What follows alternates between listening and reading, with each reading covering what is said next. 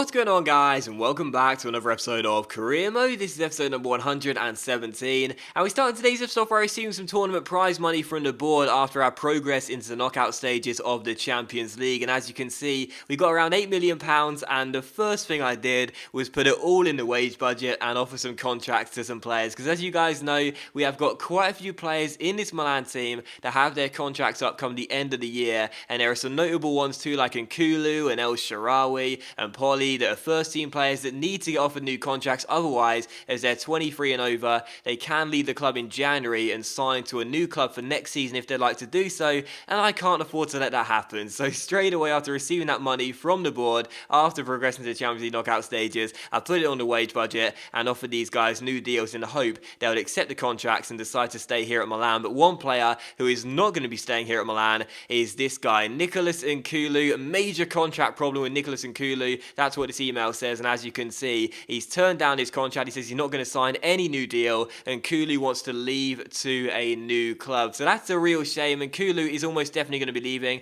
Hopefully, we'll get new deals tied up for all the other players, but Nkulu now, it's almost guaranteed he's going to leave the club. He'll either leave for free and sign a new deal with the team next season, or he'll get a transfer offer and we'll sell him. One of those two things will happen in January, though, and Nkulu will definitely leave the club. So I'm a bit sad about this because I haven't been too convinced by him, but he is our best defender at 84 overall, and he's 29 years old, so he still has at least a year, you'd say, until he starts to decrease, and he's growing this year as well. So I say he's got at least 2 years before he starts to decrease minimum. So I'm a bit sad to see him decide he's definitely going to leave at some point. But either way, Nkulu will be leaving, and hopefully we'll just be able to get a bit of money for him in January, and then look to replace him in the same transfer window. And for the first game of today's episode here, we will take on Cagliari away from home on the back of that 3-1 defeat to PSG. That game did hold what was a 6-game win streak, so coming to this game back in the Serie A, I was desperate to return to winning ways. We wouldn't get off to a great start though, because just 5 minutes in, Silly Gardi conceded a penalty and Cagliari had the chance to take the lead from the spot, but fortunately for us, Marco Sal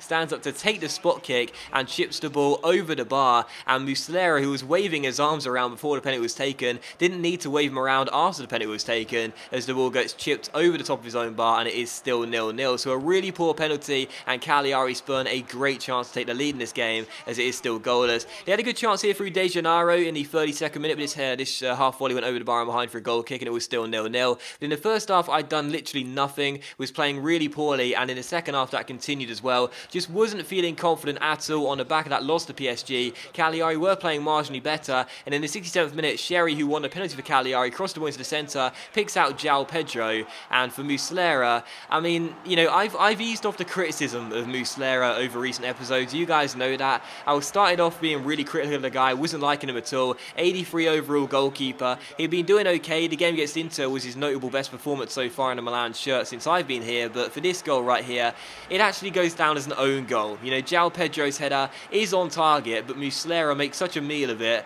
The game gives it as an own goal. That's how poor the piece of goalkeeping was, because João Pedro heads in the cross, and the game does finish Cagliari 1, Milan 0. We lose for a second straight time, 2 defeats on the trot after 6 games in a row where we won. Really, really disappointed about that. And again, for Muslera right there, I think his time's up now. I think his time's up. He's not a bad goalkeeper. He's 83 overall, but I'm not convinced by him, and I don't think he's a safe pair of hands. And the thing about Muslera is as well, when Jack Butler will make mistakes like that, he'd probably follow up in the next game with a really good performance. But with Muslera, he hasn't been doing that this season. He's only had one good performance of note, to be honest. And to be honest, I don't rate the guy. I really don't. He's not a terrible goalkeeper. In real life, he's pretty good for Galatasaray, but in my opinion, on the game, I'm just not feeling him, and I think it's time for him to leave in January. I think his time at Milan has come to an end, but still following that, some contract news here. As you can see, Jose Mari declined his contract, as did Gabriel, the backup goalkeeper. You probably saw that Muslera performance and thought, well, what's the point of me signing a new contract if you're going to keep on playing a goalkeeper that plays like that? But Gabriel turned his down, so I might not offer him a new one, might let him go.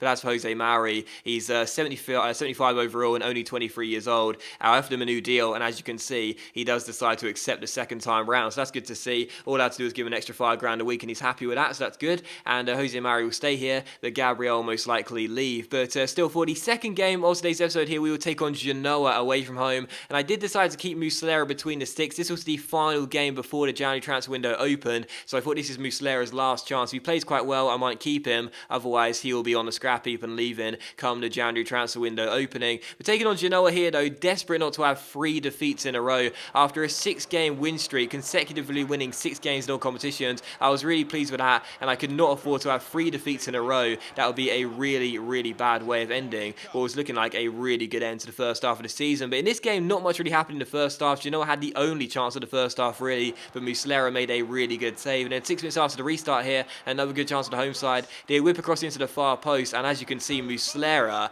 well, I have to say, he pulls off one of the best saves of the series so far, and what a stop it was. And Muslera playing for his Milan future in what could potentially be one of his final games. I mean, that save right there, I'll hold my hands up and say, that's one of the best I've seen on FIFA this year. Unbelievable stop, turns it onto the bar, then gets up quickly and punches the ball behind for a corner, and from that corner punches the ball away, this time not for another corner, but gets it clear to Marco Ryan-Tala. He flicks it onto Martial here, back from injury, fake shots around his man, keeps hold of the ball, plays a through ball to Marco Ryan-Tala, down the right hand side. Engels is trying to catch up, but he beats him with the step over, and Marco the Magician, 10 minutes after the restart, makes it Genoa 0, Milan 1, runs to the camera. This guy's in red hot form right now, and our Magician, our captain leader Magician, we're calling him, makes it Genoa 0, Milan 1. So we take the lead in this game. Martial back from injury with the assist. Ryan-Tala with another goal to add to his collection. He's our top scorer so far this season. It's what we want to see for the £40 million man. That is now goal number 6 in the league and goal 10 for the season overall. Genoa 0, Milan 1, and Muslera, what a save that was. And then he also started our counter-attack as well. And in the 81st minute, well,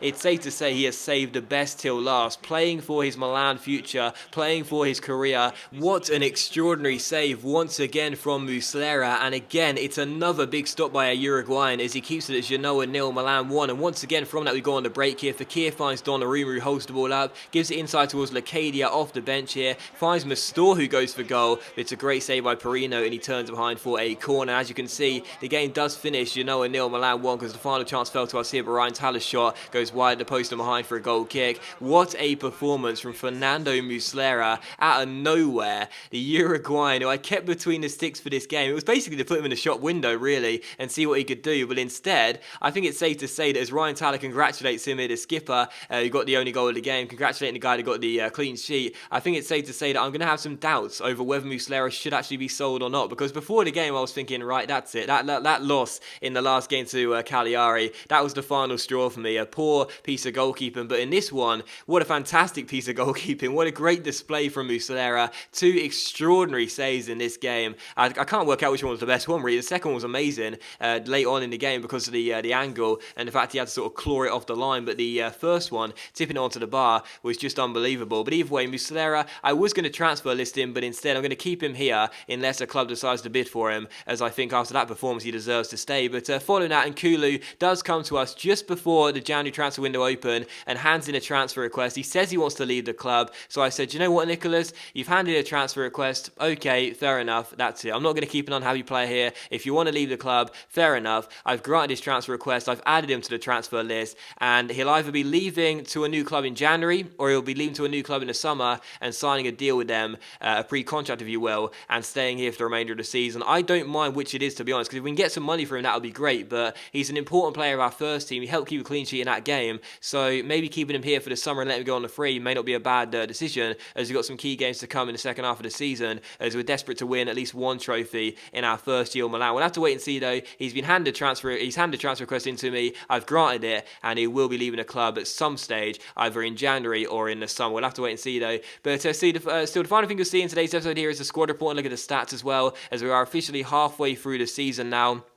You can see how the players have been progressing in their attributes and how they've been getting on on the pitch as well. You can see how the players are currently looking right now. The January transfer window is incoming. It will be starting right at the end of this episode, actually. And of course, most of the deals you will be seeing over the next couple of episodes should be quite interesting. There's lots to consider with Milan. We've wrapped up some new deals to quite a few players, but there are still quite a few players who I'd expect to be leaving. And Kulu definitely. Montalivo will probably go as well. I'd imagine that Felicioli will go too, and Vergara and Eli might be leaving as well. We'll have to wait and see though. Lots to happen during the January transfer window. Take a look at the squad report here. Think to yourself, who should we be selling? Let me know in the comments if you want who you think we should keep or who we should sell. But I'm sure quite a few players will be going in the January transfer window. But that is going to end today's episode of Career Mode though, guys. So thank you very much for watching the video. I really hope you have enjoyed it. If you're enjoying today's episode of Career Mode, then please do leave likes. That's of course much appreciated. And it really does help my channel out. Of course, you don't have to leave a like if you don't want to. Just want to say as well, at the end of today's episode, 117 episodes in, halfway through the 5th season, our new team with Milan. I want to say a massive thank you to all the support. Really do appreciate it. Thank you for watching this episode. Really hope you have enjoyed it. And I'll see you for the next episode of Career Mode